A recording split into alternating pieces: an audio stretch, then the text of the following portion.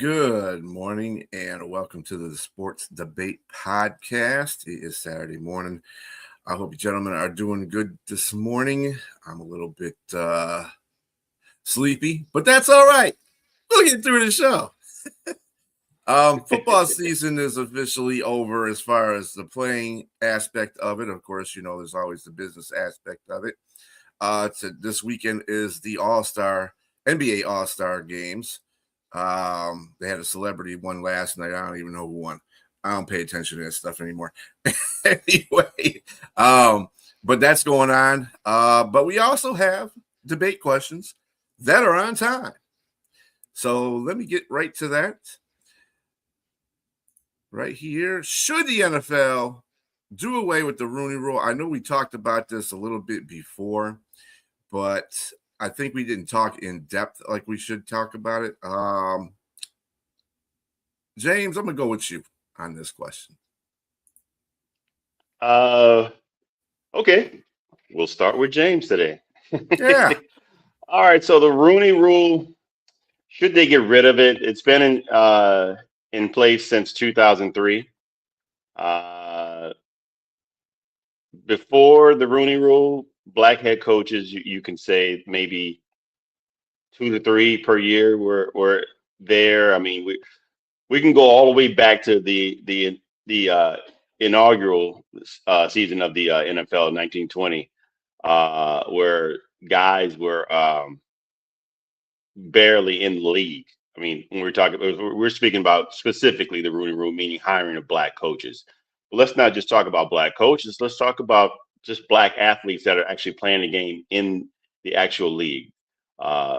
There were two. There was who was it? Fritz Pollard and Bobby Marshall. And then along a course of couple of decades, you had other players come in and play as well. Kenny Washington, Woody Strode. Woody Strode was an actor, if you don't know who that is, Sergeant Rutledge. Great movie, by the way. And he was also in Spartacus.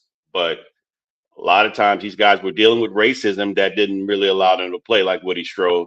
And one of those guys actually was a head coach. Meaning Bobby Marshall was actually a head coach at the time. But for some reason, things just changed. It didn't allow really these guys to really play the game and be great at it, and also to come later to allow them to be, to be head coaches. I mean, obviously the game, most times it's much more effective if you have guys who have had experience at some level of football, who have actually played the game and understand the intricate details that it takes, and to be innovative and creative and manage men, because you understand the game, you understand men in the game. And it doesn't have to, I mean, to me, it doesn't have to be an issue with color, because men understand men. And so, but for some reason, in a league that has 70%, again, has almost always the latter part of, in the Super Bowl era, have had 70% African American or men of color in the league. But yet, when it comes to becoming leaders of men, you don't have it. So to me, the Rooney Rule is almost, even if it might not be as effective, like both are, as almost equated to affirmative action, in the real world here, that was in place for the hiring of minorities. And so, but it's ran by a bunch of the NFL is private. So you have guys that's in the league that can pretty much do what they want to do. It's not public. So they have a brand, and they're having issues, particularly with guys like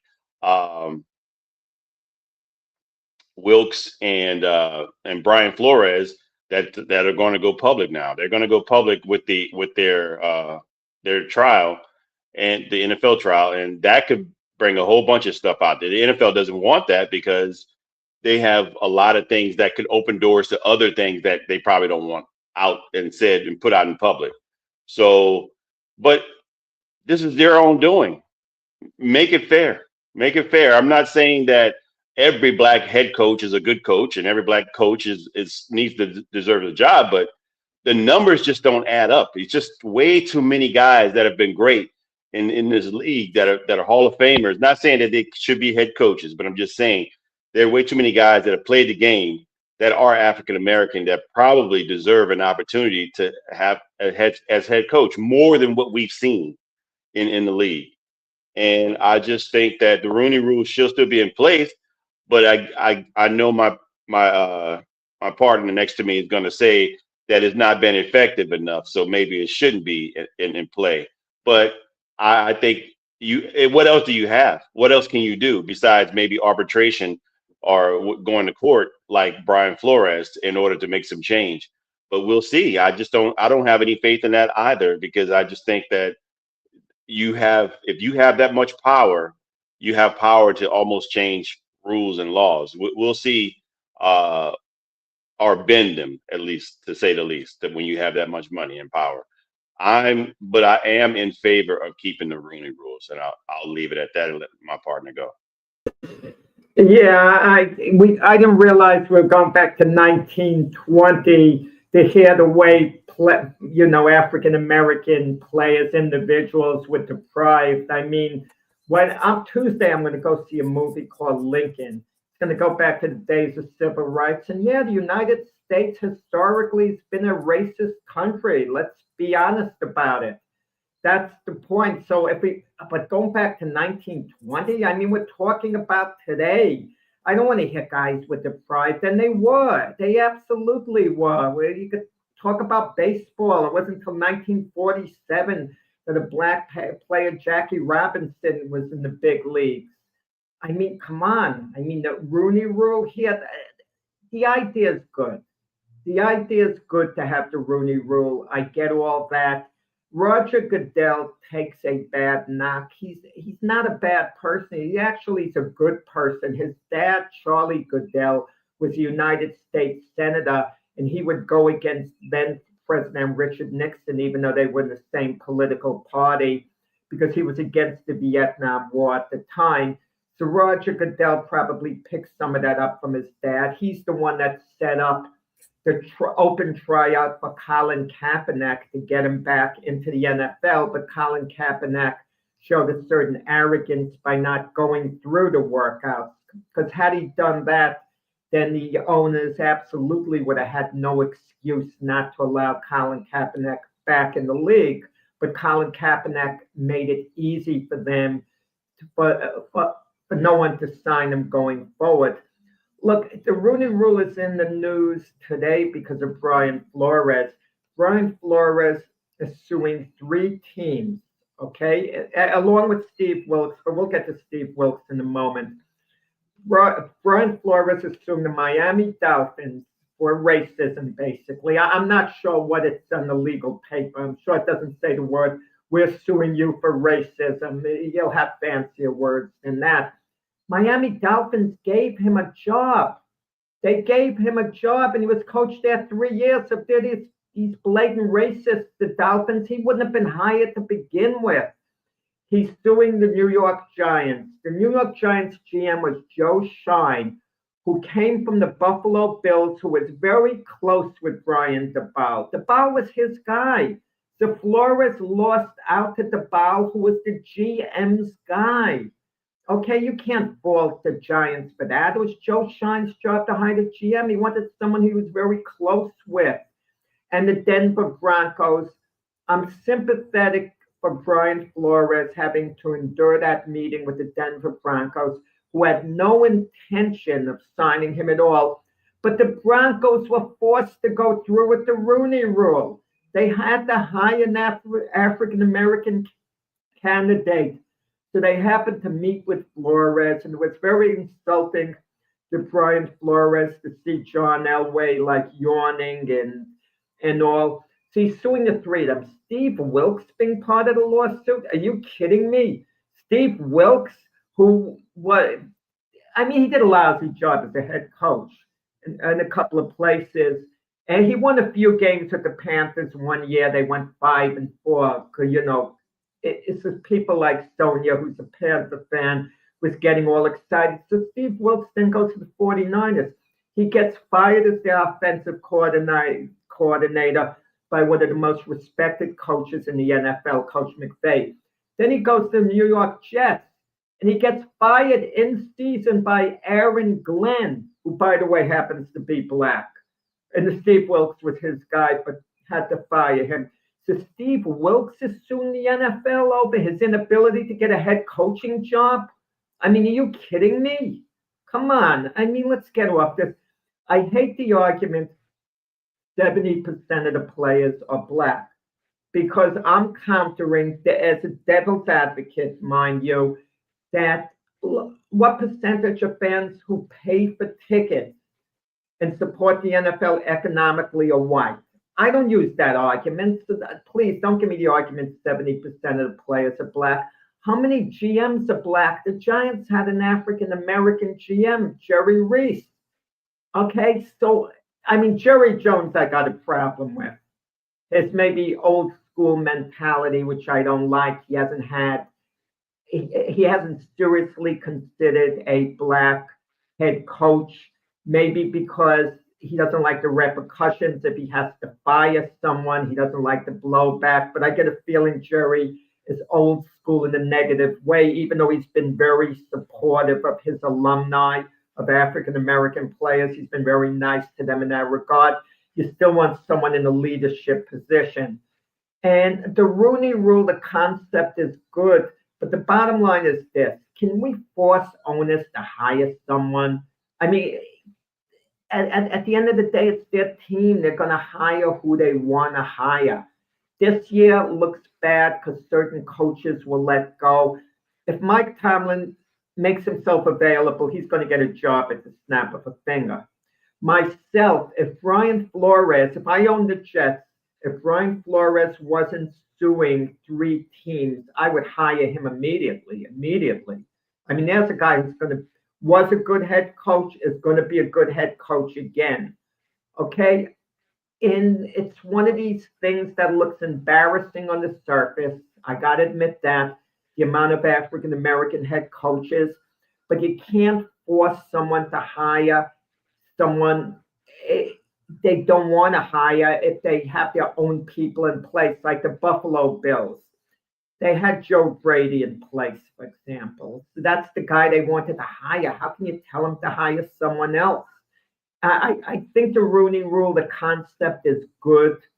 And I think there's injustices that have to be corrected, but you can't force it on people. The Rooney Rule is outdated. We should just go away with it. And I think the owners need to meet with one another when they have their big spring meetings or whatever. And it's an issue they have to go over and consider. And I think in closing, we have to look at every franchise individually. And let's take a look at their individual history, of how they've hired, African-American head coaches, GMs. Have they really been fair? Or what's the circumstance of them not doing it? If they've had already great head coaches in place, that means they're not hiring anyone else, okay? But if they haven't and they're playing musical chairs with coaches and they're all white, then there's a problem. So before Brian goes, I still have to counter that argument about the fans being almost all white.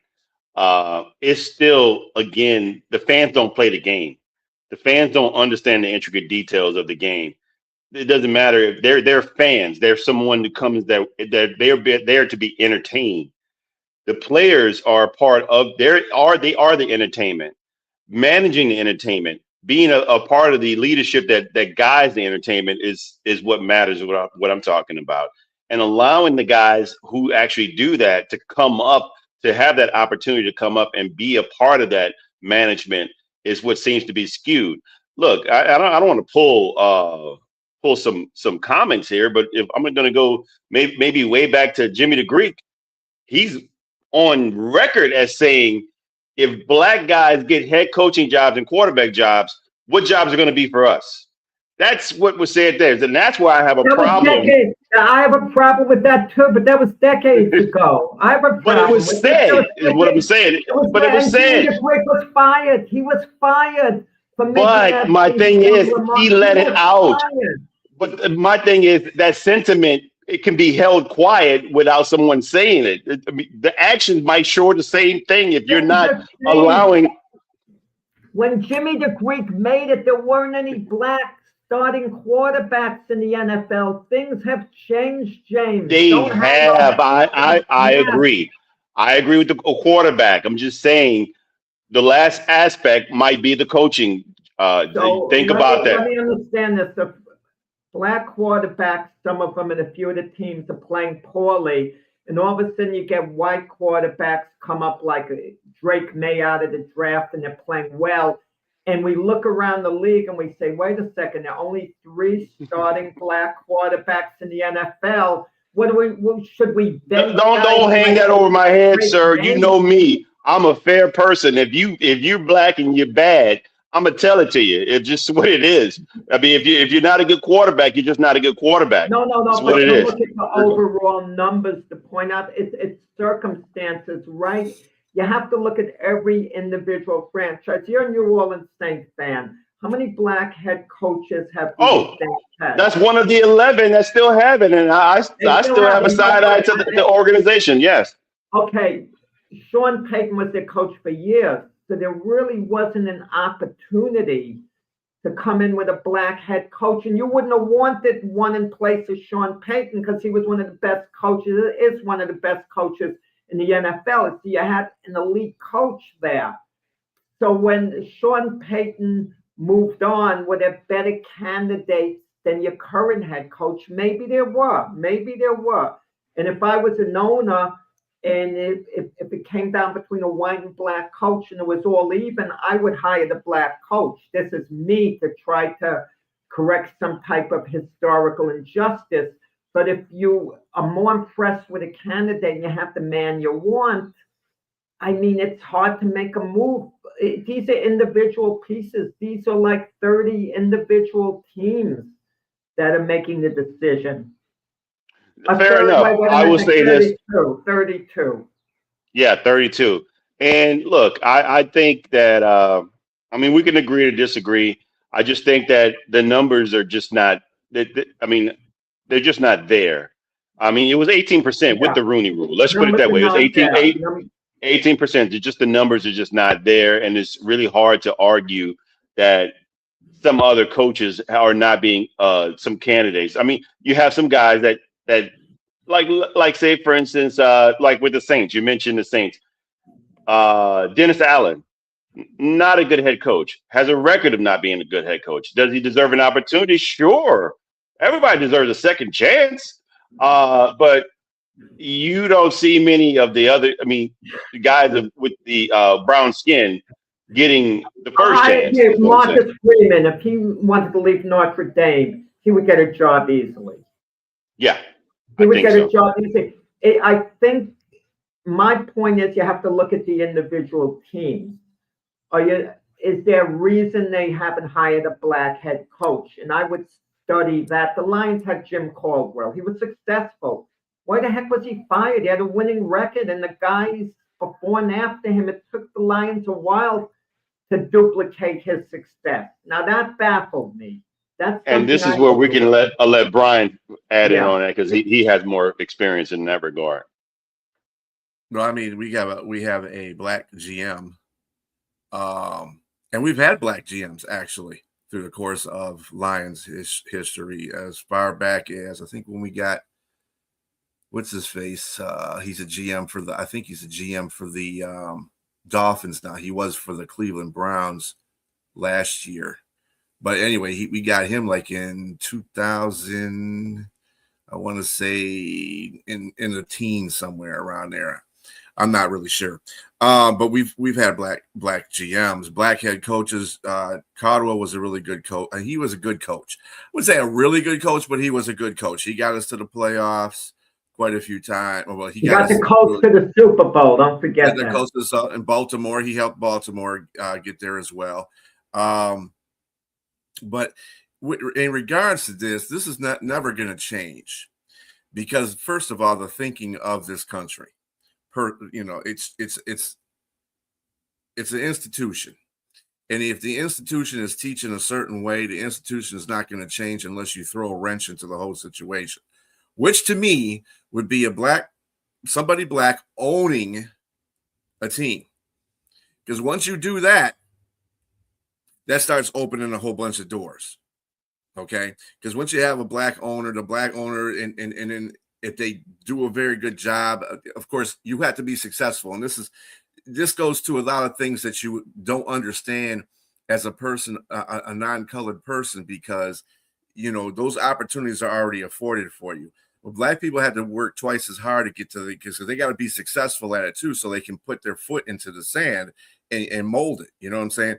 And then when that person does that, then another person will show up, then another, and then another, and in that way, it'll institute into the program. And that's not happening with the NFL. There's no black owners, so unless black owners are prevalent, you're not going to get a lot of black head coaches because we still have institutional racism. Brian, I get cut in. Let me cut in. Let's talk reality. Because of the blatant racism this country has shown going back to the days of slavery, which still have an effect today because the African American person has had to play catch up, and it's virtually impossible to catch up all the way. There are no black owners on the horizon.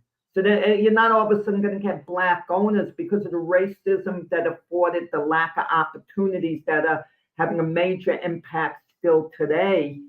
That's why we don't have black owners, and we're not going to have black owners. But this is what I'm trying to say. This is what I'm trying to say, Jackie. Because of that. Until you get to that point. But we're not going to get to that point for maybe 100, 200 years. Yeah. I mean, if it takes that long, it takes that long, but you got to get to that point sometime. The Rooney Rule is, I think we can all agree, the Rooney Rule in general is something that's an idea that's kind of raise awareness to the situation that's at hand. Other than that, it's typically failed because people are still doing what they want to do. You were talking about, Freeman. We're not talking about introducing black coaches into that necessarily as much as we're talking about black coaches getting second chances, like James is saying.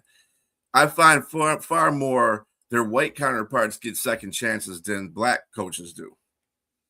So this is the problem that we have. If they could just do that to a point, that would be great. Because you said immediate. Mike Tomlin would get back into a coaching position immediately, a head coaching position immediately.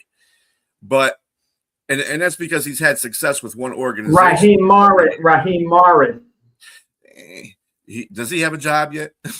No, but he got the second chance. Well, that's true. But I agree. I agree. You make a good point. A white head coach is more likely to get a second chance than a black head coach. Mm-hmm. That's food for thought. Yeah, I mean, again, you want to kind of put aside the whole black ownership of a team, but really that's the only way that's going to cause an effect. I mean, if you look at anywhere, black folks around this country want to have black ownership. That's why say I want to do this for black folks because I want to have my own ownership, which if you're not black, you don't understand that concept because you're having a battle. You're having to battle institution that's not allowing you to get where you need to get to. So you have to do things for yourself, and because you're already, this country is just messed up when it comes to stuff like that. It's the only thing I love America. And I love the concept of what we have here in America, but it falls flat in its face in a whole bunch of ways. It's just ridiculous of the things that people of color have to go through in this country, period. And this is about everybody. And this is a concept that we have lost over generations, years, centuries, and everything about this country. So until that gets fixed too, unfortunately, I can't see I hope my grandkids are better, but with it. Go ahead, James. No, I was going to say, let's go to the next question, man. We got a lot of in-depth stuff. All right. But great debate. Question is, should Joey Porter have called Ben Roethlisberger a terrible teammate considering that they won a Super Bowl together? I'm going with you on this one, Jack.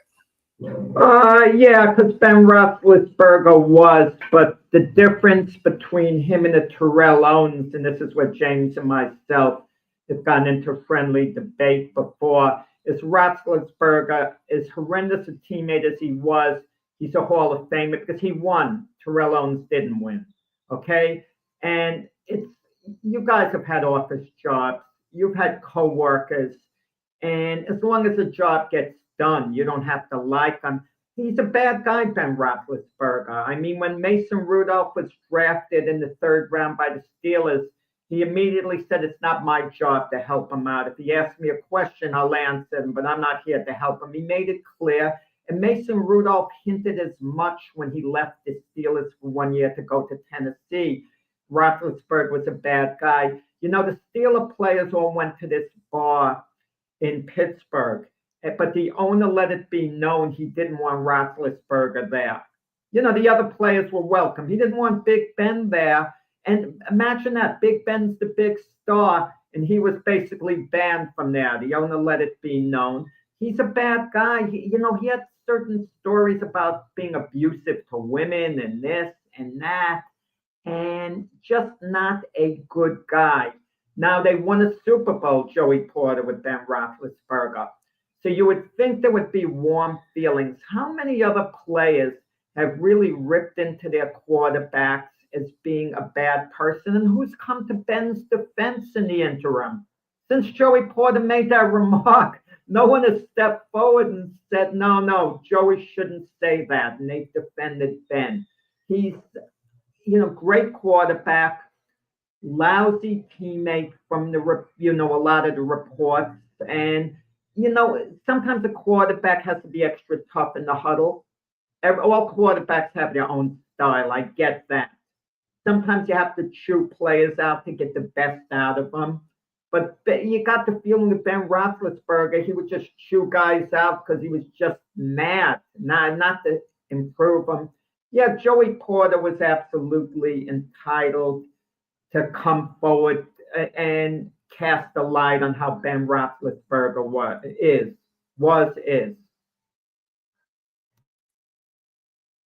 Go ahead, Jay. So you're saying you said Joey Porter was entitled to come out with yes. I think he was being nice about it. I think when I say nice, he said he wasn't a good guy. He said he wasn't a good teammate.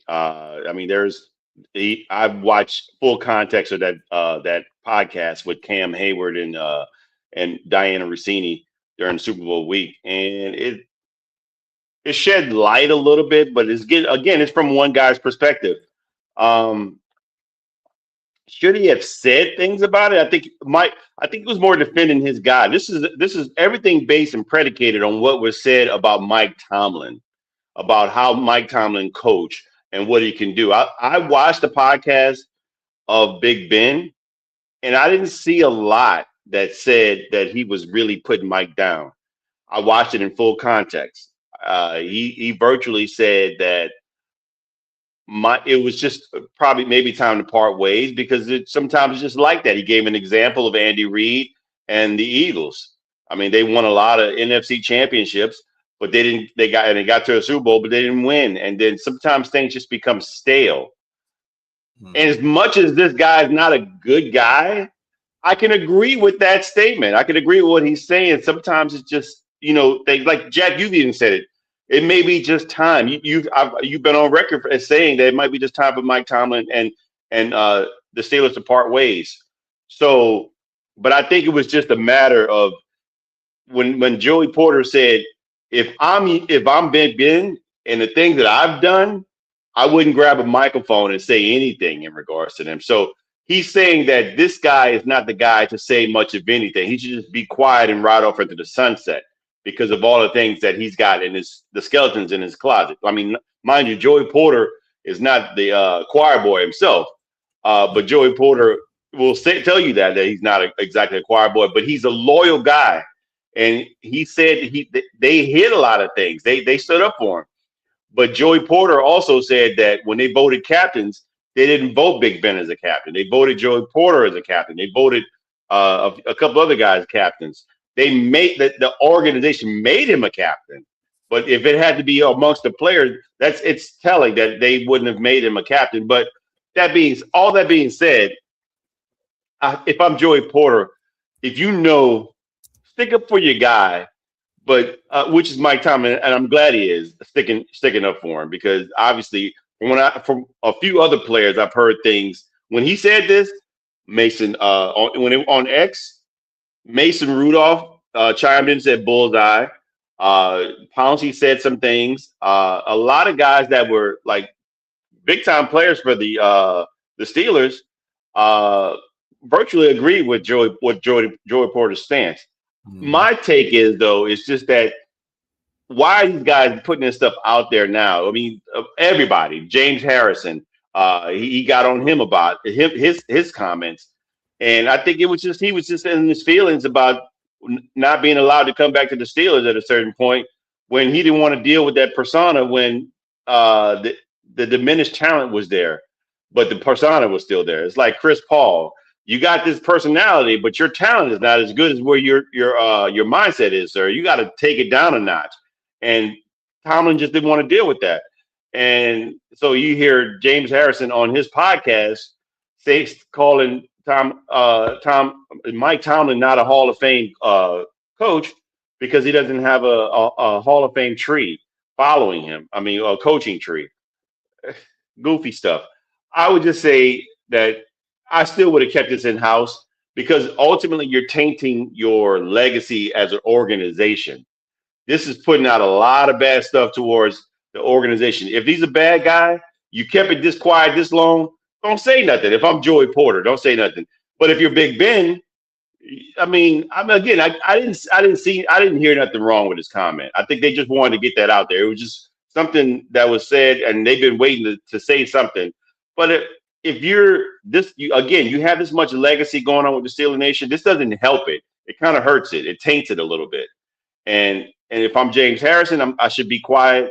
If I'm Joey Porter, if you defend your guy, you should be quiet, though. And Big Ben, with all your history, including the accusations about SA and this stuff like that when you were young, and not signing your teammates' family's autograph and stuff like that.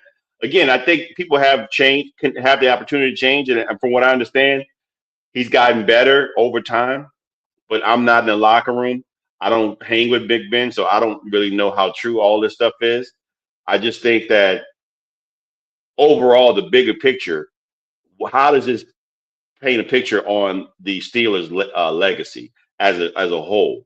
And if they're blue collar, championship driven, family oriented organization, this is not what you want to see in that shrouds a cloud on a great organization. So you might want to tone it down and everybody just be quiet and go sit down. And like Ryan Clark said, do the veterans need to have a locker room meeting where the old veterans and sit down and talk about this kind of stuff? Because again, it does taint the image of the legacy of this organization. I could just picture you and Brian. You're no longer working with a coworker who you absolutely couldn't stand for years. You're going to meet with them when you're done with your job and you've moved on to have lunch to discuss things. Come on, just get out of here with that. Big Ben, Big Ben, he wasn't a good guy. He was a bad teammate. Bottom line, his old teammates should be allowed to express that. You know who Big Ben was like in this, in closing? That movie, I don't know whether you guys saw the movie Draft Day. Remember the quarterback, Bo Callahan, when none of the players went to his birthday party? That's Big Ben. When he was playing for the Steelers, he could have a birthday party, and his teammates wouldn't show up. Big Ben is Bo Callahan. That's actually funny. Yeah. Yeah, Ben Roethlisberger. I mean, we all know things about him will come into the light. I think you're right, James. I don't think nobody should say anything about it. I mean, professionally, they won a Super Bowl together. They're a very good team over decades with Ben. So, I mean, professionally, that should just stay in a house and whatever. If you have a personal problem with the person, or you don't, and several other teammates obviously had personal problems with them, it don't make a difference. At the end of the day, y'all work together. It's like all of us working together. We might not like somebody. But we all get the job done. That's the whole point. At the end of the day, get the job done. Win for the organization, whatever the case may be. We all know Ben Roethlisberger is no saint. He's already proved that way early in his career, from the motorcycle thing to the alleged rape that happened in a stall in a bar, that kind of stuff. When you have that kind of stuff hanging over you, you know you starting off on the wrong foot as being a good quarterback or saintly quarterback. I'll put it to you that way. But anyway, yeah, I mean, they have the right to their positions, but yeah, coming out way after that, it's really redundant to me. They should have never said anything about it. It is what it is.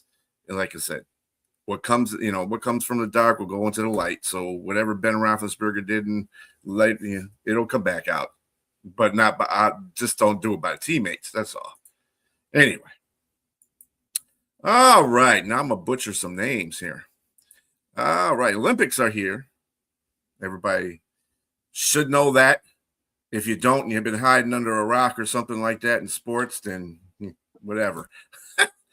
Ukrainian athlete Vladislav Herakevich. I had it right. I was doing this name and I had it right. It sounds like Haraskevich. Haraskevich was not allowed to participate in the Winter Olympics because he insisted on wearing a helmet honoring war dead in his country. Should he have been allowed? Now, let me also tell you something about the Olympics. Russia has been banned from the Olympics because of their point on the war with the Ukraine. So go ahead, Jack. Yeah, as sympathetic as I am, and so I don't butcher the last name, I'm going to use the term Ukrainian athlete. You can't allow it. You just can't allow any symbol. Listen, I'll go back to 1968. Retroactively, I like what John Carlos and Tommy Smith did. I mean, those are guys who win Olympic medals, then they'll go somewhere and not be allowed to get a haircut and have to move on. They won't be allowed to stop off at any diner they want and have to move on. So retroactively, I love what those guys did. But you're looking today, there's so many countries that have things wrong with them that people are going to want to object to. And it starts here in the United States, right or wrong. I'm not passing judgment. People are going to want to have protests. You can't do it when you're representing a country. You just can't do it. And you can't do it on the Olympic stage. Imagine you win a medal. There are other medalists on the podium with you. You're taking away a little of their moment by having a protest. You just can't do it. And the Olympic Committee tried to work out something with the Ukrainian athlete. They really did. They said, look, as soon as you get off the podium, you could wear it. You could wear it in this situation, that situation. They worked hard to get a compromise, but the Ukrainian athlete was so dug into doing it his own way. As much as I admire him, I also feel for him because he deprived himself in a sense of participating in the Olympics. And this was a case where the Olympic organizers, they were heartbroken. They couldn't allow it to continue. Once you set a precedent, where do you draw the line? It's very hard to draw the line. Then the next athlete's going to say, well, he did this. I'm doing something close to what he did. To me, you can't allow it. As painful as it is for me to say, the Olympic Committee, they made the correct decision, as heartbreaking as it is. Of course, I'm going to go against what Jack says. That's just the nature of our relationship. We have to go against each other. I just think that this is a situation, you got to look at history. I mean, again, Jack just saying, James, why are we going all the way back in time? I mean, I got a DeLorean, sir. I travel back in time. I got to go all the way back in time. Look, Jesse Owens, you brought up Tommy Smith and John Carlos. Yeah, this is in 1968. They pull out the black glove and raise their fist in honor of Black pride and solidarity during that time, during the tumultuous time. 1968. I mean, you got leaders getting killed and everything else, man. it just wasn't a good time for civil rights. Sometimes I think where this gentleman Vladislav Horashkovich, however you say his name, he's That's pretty young good. and inexperienced. Somebody gave him somebody. You I don't know win if the they gave debate just by being able to pronounce his name, by the way. him. I would thank you. I appreciate that. Yeah. Well, let's go into some more uh, defining points here. I think that he made his mistake by not doing what these other people did. They knew the moment. They knew the moment when to shine. They knew that the International Olympic Committee wasn't going to allow them to do what they do. But that you find the moment and pay the consequences later. Those guys paid their consequences. They had a hard time in life after what they've done in John Carlos and Tommy Smith. And even an Australian, the guy that the silver medalist had a problem as well because they all wore the badge for human rights on their jackets, and so that was a big problem for him too as well. People don't even talk about that. But Jesse Owens during 1936 Olympics, just being black and going up against the Aryan Nation ideology with Hitler and saying that Aryan supremacy was what was the issue. He broke that mold by winning 4 golds in that Olympics, and he didn't have his hand shook by Hitler as well. But I think, from what I understand, he wasn't shaking anybody's hands because he was only shaking the Germans' hands when they won, and they told him he couldn't do that. So he just elected not to shake anyone's hands, for anyone's knowledge out there. Peter O'Connor, 1906, going way back. He climbed the pole and changed the British flag to an Irish flag. And so his attempt to go against the United Kingdom and the British rule, and saying that he was British, and which he felt he wasn't. He was Irish. Just a few other people that are there that did the same thing, but they did it in the moment. Had he just worn his helmet, maybe at the time when he felt like he had a potential to win, or he could have or got a medal, he could have just worn it at that time, and then to get this, he got disqualified. But like you said, I have to agree with you, Jack. In this one thing, they tried to compromise with him. They told him he can wear it during training. He can wear it during training, and he can also wear it after his competition was done, but he couldn't wear it during. I don't know. That's maybe a young person, bullheaded, just want to do what you want to do. Sometimes compromise matters, because if you're still getting the camera, and maybe he felt that they weren't going to show him if he elected to go with what they said, they would cut him out if the cameras, weren't on him. If they felt it was too political, possibly. But I think they should allow for more. I mean, this is what I think we're supposed to be, what the Olympics is supposed to be about. In regards to like United Nations. James, let me tell you this, how it affects the other athletes who don't have a view. The 2016 Men's Olympic Marathon, Galen Rupp, a long-distance runner from the United States, he won the bronze medal. He was only 10 seconds behind the silver medalist, meaning in a marathon, that's very close. But as the silver medalist, I forgot his name, from another country, one of the smaller countries, is crossing the line. He's making these wild gestures with his hand. It's a protest of his country. But he took away Galen Rupp's moment, who was close behind him, because people are noticing the way he's gesturing right a little ahead of Galen Rupp. It's wrong. I got it here. I got the guy's name here. Feyisa Lilesa crossed his arms at the finish line to protest the Ethiopian government's treatment of the Oromo people. Yeah, and that was 2016, like you said. But if you're Galen Rupp, you don't want that right ahead of you. You're having your moment of glory as an Olympic medalist in the marathon. It just, I wouldn't like that at all. I mean, how would you? It's like someone's taking away your moment in a sense. Listen, we could debate this back and forth, and you come up with great points. The Ukrainian athlete, it was a noble gesture on his part. Who did he wind up hurting? He wound up hurting himself at the end the most. he's making a sacrifice that people are going to forget in time. He didn't get to participate in the Olympics, but this was a case where the Olympic organizers, they really did try to sincerely find a compromise, I feel, and they weren't able to. It was either his way or the highway at the end, and they finally had, I feel, little alternative but to let him walk. Yeah, I think this is the counter to Russia not being in the Olympics. They feel if they put Russia out because of their fight with the Ukrainians should, it should balance out.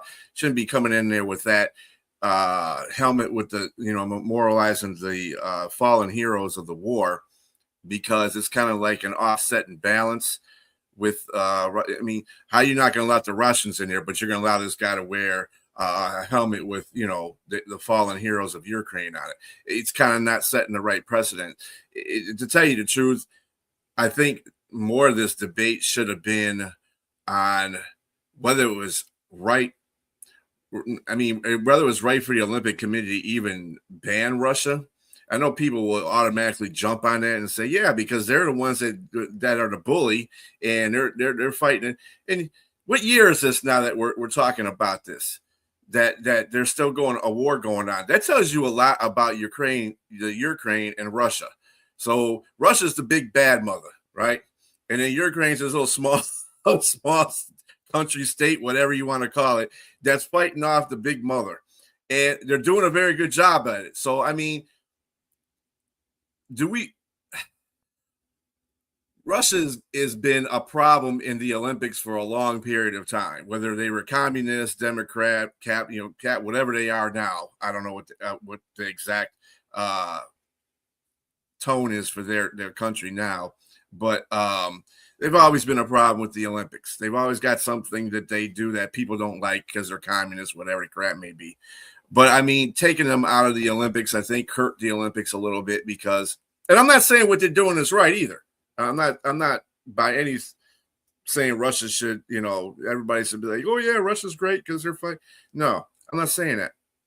It's just that I think the Olympics need to be separated from politics, period, altogether. And I think that's the problem that we have with sports. We always, it eventually comes in there. People say, yeah, politics are in sports all the time. It don't have to be. It don't have to be. There's certain things that just can be abolished, period. But it's not. But anyway. All right, let's see. Last but not least, should the Philadelphia Eagles trade A.J. Brown or continue to run it back with him? James. So there's been some history with A.J. Brown, the coaching staff, the organization, and particularly the quarterback. Obviously, things not were said, not always said. They're just actions that were taken when A.J. Brown felt like he was being neglected, not getting the ball, not getting enough of his stats. Sounds like a selfish type of player. But most great athletes are selfish. They just may not say it, but most great athletes, their skill set and their stats are predicated on them getting the ball or being around the ball. And I think particularly how the offense is ran and is called, and Jalen's not his inability to get A.J. Brown the ball, but to target him more so. And he's not a guy that gets great separation, but he's a guy that has well contested catch radius, and he can catch the ball. He'll moss most guys that come up against him. And so I feel as if he's a guy that probably has been neglected as a receiver because of his talent. You can see where it's at. He's also a guy that's hurt himself. Now, recently, when you look at the playoff game that they lost, there was a ball thrown in right in his hands, and he totally dropped the ball.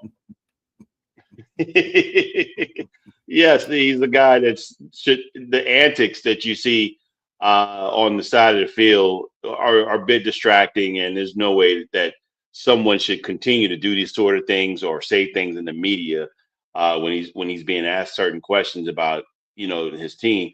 It may be time, as like Big Ben said regarding Mike Tomlin and the Steelers.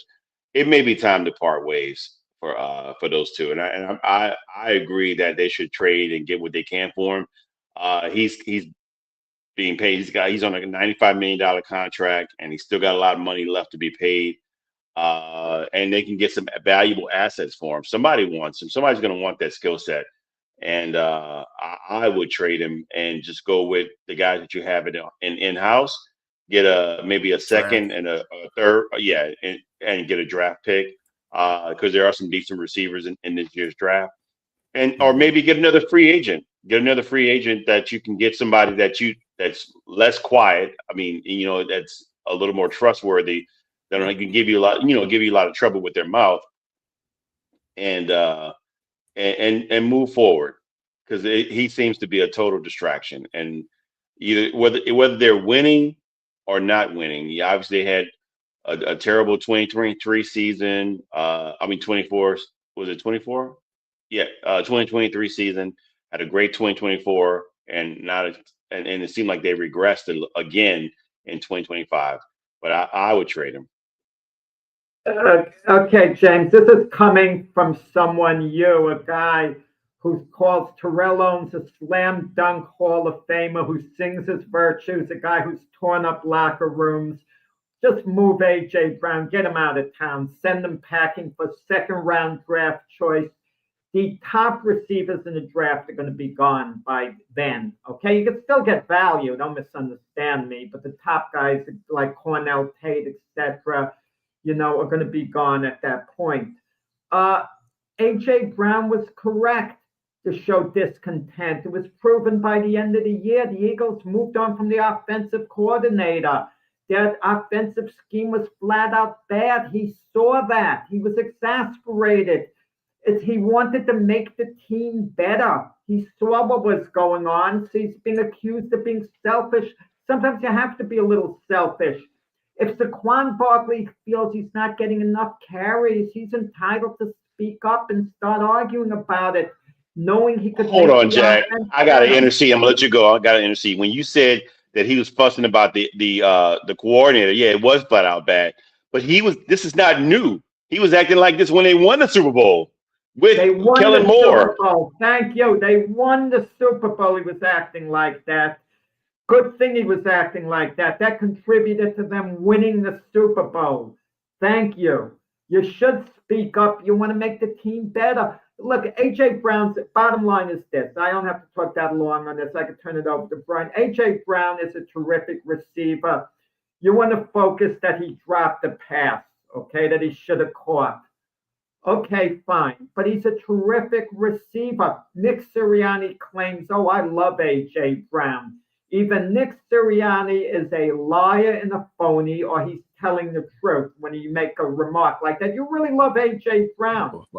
You have a great relationship with him, like you say. You keep him on your team. You work it out because he's an elite receiver. If you don't have a great relationship with him, keep your mouth shut. Be diplomatic. But don't say you love the guy and you have an excellent relationship with him. Use other words. A.J. Brown's one of these great receivers. When you have a guy like that, you don't move on from him unless you could get similar value in return. And the Eagles probably wouldn't get similar value in return. We saw what Devontae Adams meant for the Rams. A.J. Brown could mean that for the Eagles next year and has meant that for the Eagles.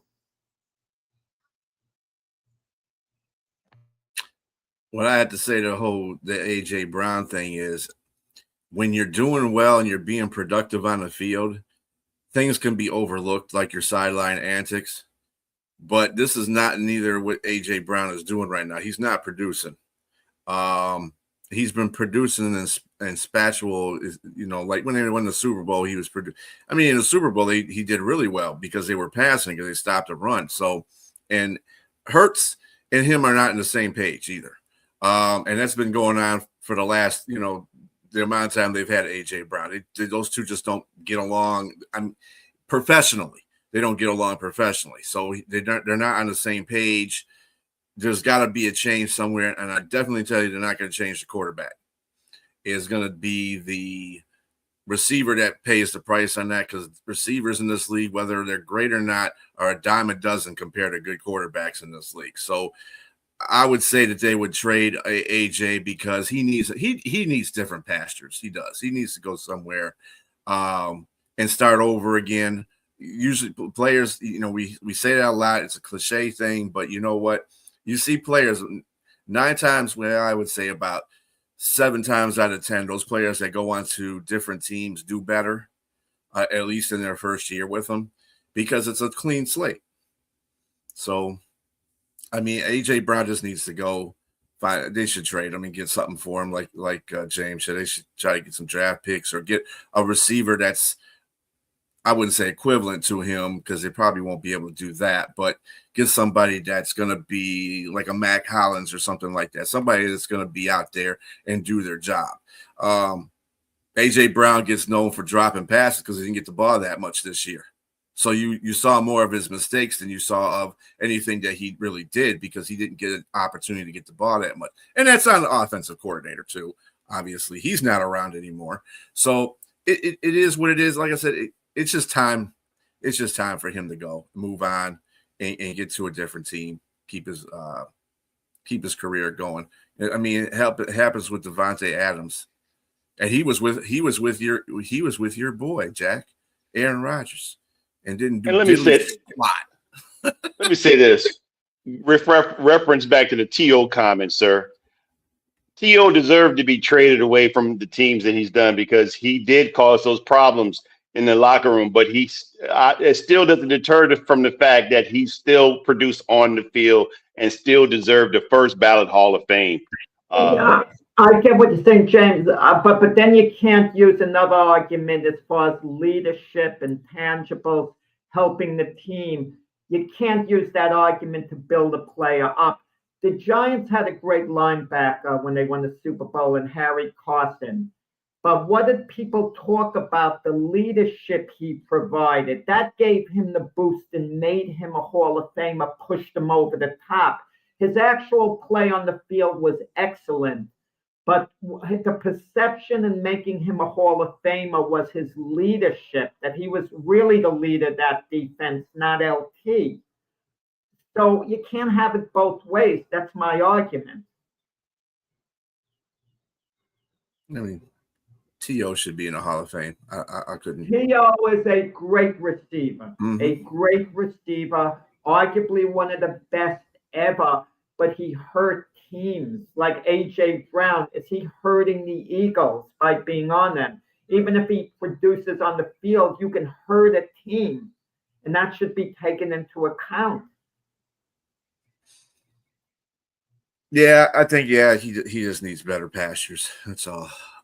Well, this will conclude our broadcasting day as far as this show is concerned. Great questions, Jack.